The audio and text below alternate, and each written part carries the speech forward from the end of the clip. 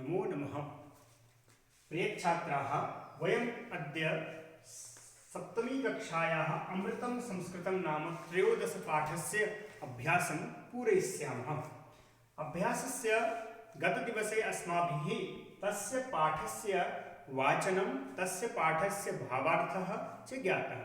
अमृतं संस्कृतं, पहला इसमें जो प्रश्न है वो है उच्चारणं कुरुत, यानी कि कुछ शब्द हैं जिनका उच्चारण और अर्थ को हम जानेंगे। तो पहला शब्द क्या है? उपलब्धाशु। सप्तमी विभक्ति है, सु आया है लास्ट में इसलिए, यानी कि जितनी भी चीजें उपलब्ध हैं उनमें से उपलब्धासु। चिकित्सा शास्त्रम, चिकित्सा शास्त्र मतलब चिकित्सा से संबंधित कोई शास्त्र। भूगोल शास्त्रम, भूगोल का शास्त्र। विद्यमानाः, जितनी चीजें उपलब्ध हैं। संगणकस्य, यानी कि कंप्यूटर का। वैशिष्ट्यम मतलब विशेषता। वाङ्मयी मतलब साहित्य, साहित्य में, लिटरेचर में। अर्थशास्त्र मतलब अर्थशास्त्र। पहला दूसरा प्रश्न क्या है?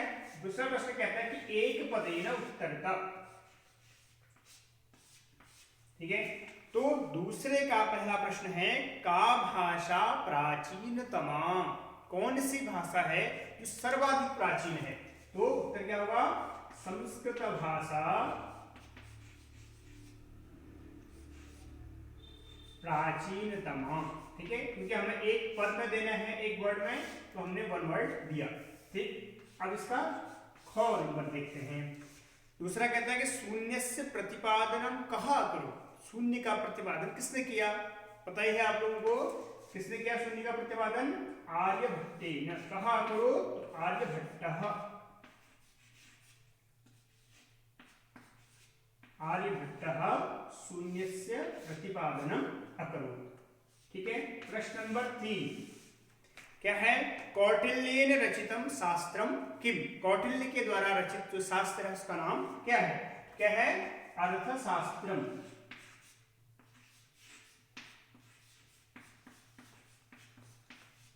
अर्थशास्त्रम कौटिल्येन रचितम। ठीक है, अब प्रश्न नंबर घ पे चलते हैं। प्रश्न नंबर घ क्या है?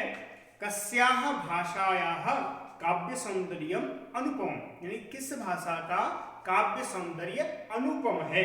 तो किस भाषा का है? तो संस्कृत भाषायाः, संस्कृत भाषायाः। ठीक है, तो ये हो गया आपका एक पदेन उत्तरता। पहला है, लास्ट इसका क्या है? काह अभ्युदयाय प्रेरयन्ति, कौन सी वो चीजें हैं जो हमें आगे बढ़ने में मदद करती हैं, प्रेरित करती हैं? तो सूक्तयः। ठीक है, जो संस्कृत में निहित जो सूक्तियां हैं वो हमें आगे बढ़ने में मदद करती हैं। सूक्तयः अभ्युदयाय प्रेरयन्ति। ठीक है, तो प्रश्न नंबर 3 पर चलते हैं। तो प्रश्न नंबर 3 क्या कहता है कि पूर्ण वाक्येन उत्तरता। अभी हमने एक पद में उत्तर दिया, अब हम पूर्ण वाक्य में उत्तर देंगे। ठीक है, तो पूर्ण वाक्येन उत्तर का पहला प्रश्न क्या है? संगणकस्य कृते सर्वोत्तमा भाषा का, यानी कि कंप्यूटर के लिए सबसे उपयुक्त भाषा कौन सी बताई गई है? कौन सी भाषा है? तो संस्कृतम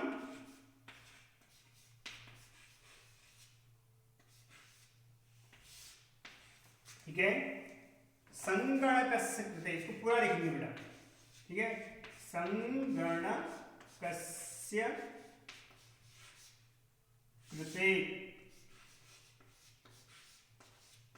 ठीक है, संस्कृतम संगणकस्य कृते सर्वोत्तमा भाषा, सर्वोत्तमा भाषा।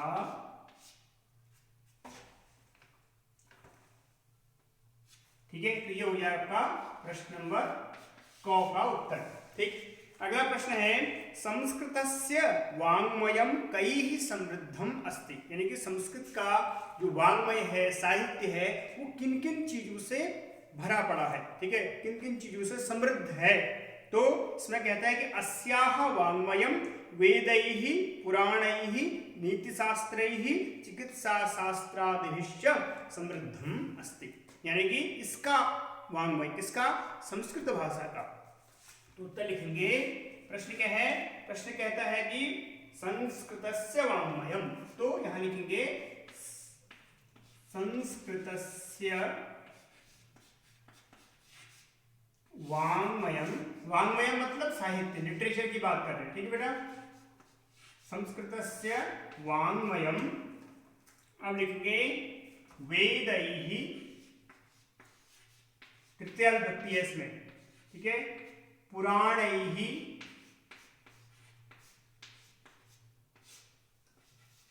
ठीक है, वेदैः पुराणैः नीतिशास्त्रैः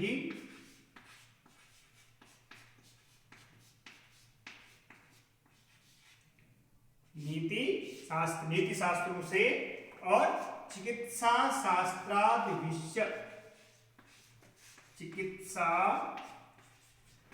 शास्त्रादिभिश्च, यानी कि चिकित्सा शास्त्र इत्यादियों से समृद्ध है, समृद्धम अस्ति।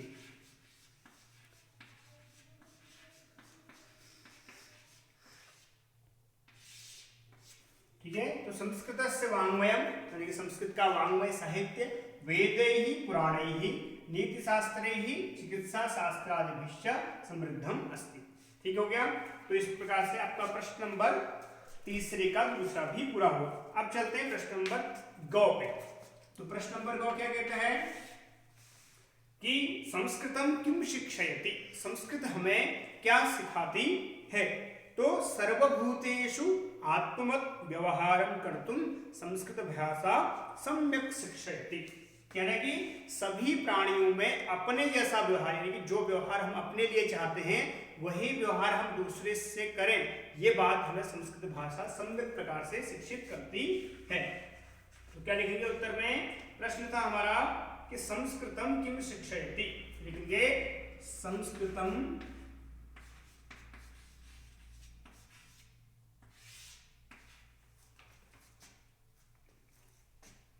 सर्वभूतेषु, सभी प्राणियों में, सर्वभूतेषु आत्मवत्, आत्मवत् मतलब अपना, अपने समान, ठीक है, आत्मवत्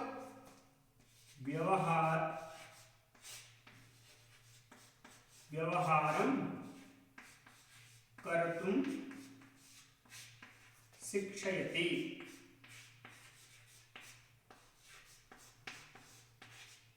ठीक है, तो यानी कि जो हम दूसरों के साथ भी वैसा ही व्यवहार करें जैसा हम अपने लिए चाहते हैं, ऐसी ये बात हमें कौन सिखाती है? संस्कृत भाषा में निहित जो विभिन्न सूक्तियां हैं वो सिखाती हैं।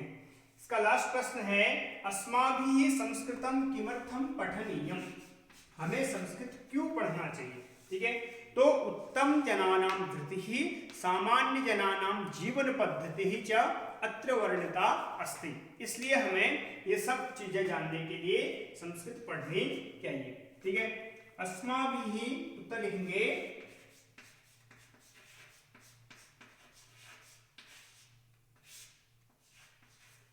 संस्कृतम पठनीयम,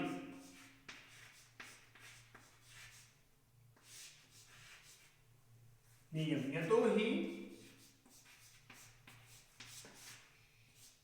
क्योंकि अत्र मतलब यहां, इसमें उत्तम जनानां धृतिः,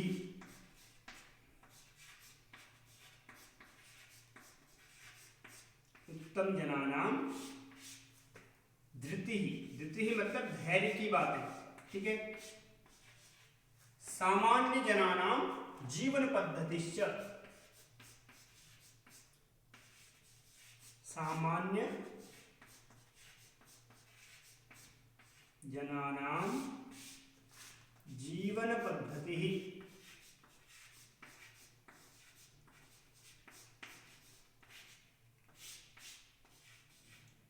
च वर्णिता अस्ति।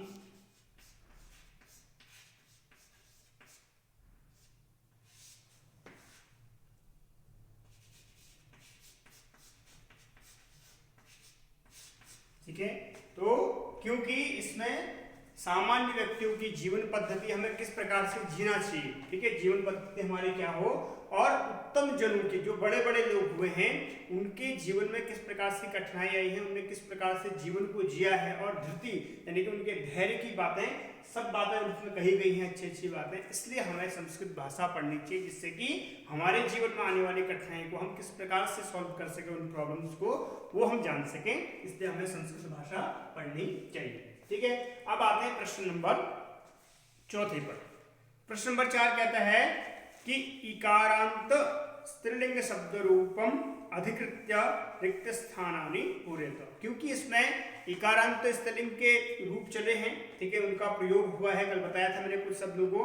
आज हम संपूर्ण यानी कि प्रथमा से लेकर के सप्तमी तक के रूपों को चलाएंगे। ठीक है, तो एक बार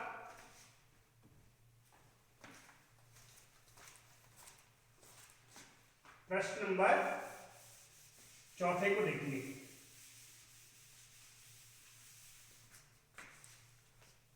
प्रश्न नंबर 4 का एक ऑप्शन दिया हुआ है, उदाहरण दिया हुआ है, दूसरा हमें खुद उसको देखते हुए करना है। ठीक है, तो हम दोनों में से कोई एक रूप अपनी कॉपी में लिख सकते हैं। ठीक है, तो हम चौथे का बनाएंगे। पहले प्रथमा विभक्ति गति शब्द का दिया हुआ है, गति ही गति गतयः। तो अगर हम मति के बनाएंगे तो कैसे बनाएंगे, मति ही मति मतयः, प्रथमा विभक्ति। ठीक है, तो मति ही एकवचनम, मति द्विवचनम और मतयः बहुवचनम। ठीक है, तो मति ही मति मतयः, इस प्रकार से प्रथमा विभक्ति पूरी हुई। अब हम चलते हैं द्वितीय विभक्ति में कौन सा उदाहरण दिया है, देखते हैं एक बार। तो द्वितीय में है बुद्धि शब्द दिया हुआ है, बुद्धिम बुद्धि बुद्धि। ठीक है, तो हमें प्रीति बनाना है, तो कैसे बनाएंगे, प्रीतिम।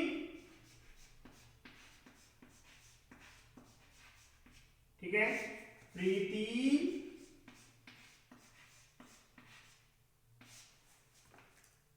प्रीति, बुद्धि ही बना, वहां बनेगा प्रीति।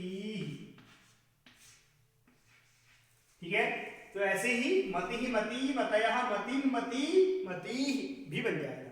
ठीक है, अगला तृतीया में दिया है इसने नीत्या नीतिभ्याम नीतिभिः। तो हमें बनाना क्या है, शांति बनाना है, तो बनाएंगे हम शांत्या, तृतीया विभक्ति।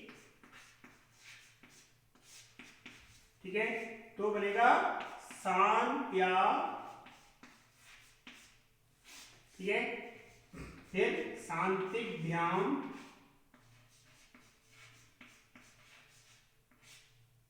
फिर शांत्या शांतिभ्याम शांतिभिः, जैसे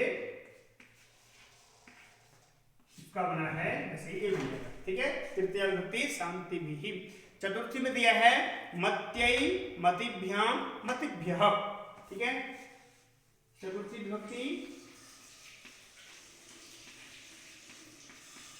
तो क्या है, मत्या मत्यै मतिभ्याम मतिभ्यः। हमें बनाना क्या है, प्रकृति, तो प्रकृत्यै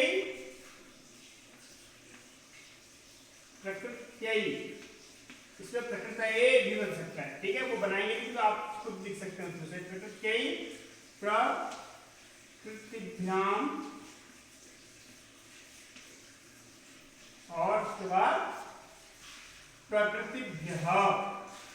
क्या बन जाएगा, प्रकृतिभ्यः।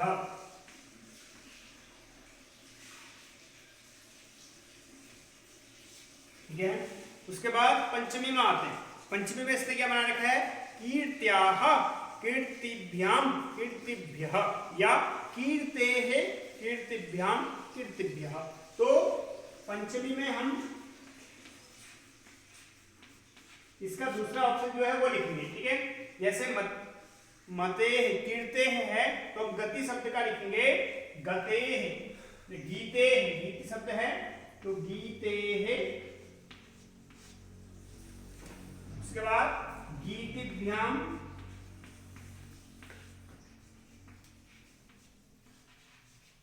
उसके बाद भीतिभ्यः। चतुर्थी बहुवचन और पंचमी बहुवचन दोनों ही समान चलते हैं, और तृतीया द्विवचन, चतुर्थी द्विवचन और पंचमी द्विवचन, ठीक है, ये भी समान चलते हैं। ठीक है, अब आते हैं षष्ठी में। क्या बना रखा है? सूक्तेः सूक्त्याः, दोनों बनेंगे। ठीक है, सूक्त्योः सूक्तीनां, हमें बनाना है कृति शब्द का, तो हम बनाएंगे कृत्याः। षष्ठी विभक्ति क्या है? कृति शब्द है। ठीक है, कृत्याः, कृते ही बन सकता है और कृत्याः बन सकता है। फिर कृत्योः, फिर उसके बाद सब बहुवचन कृतीनां,